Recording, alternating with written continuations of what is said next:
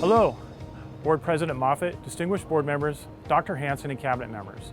Tonight we are presenting our completed deferred maintenance projects for the summer of 2021. We're doing this in an unorthodox way this year, as you can see. Each year, there are countless hours of work and preparation needed to accomplish these projects in such a short period of time.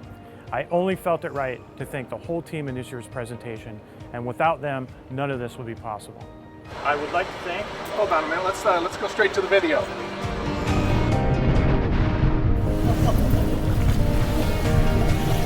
And with that, I'll introduce my team. On my far right is Keith Stewart, Maintenance Supervisor. This guy you already know, Steve Harlan, Assistant Director of Maintenance. On my left is John Nunez, Assistant Director of Grounds and Operations. And on his left is Joe Garcia, Operations Supervisor.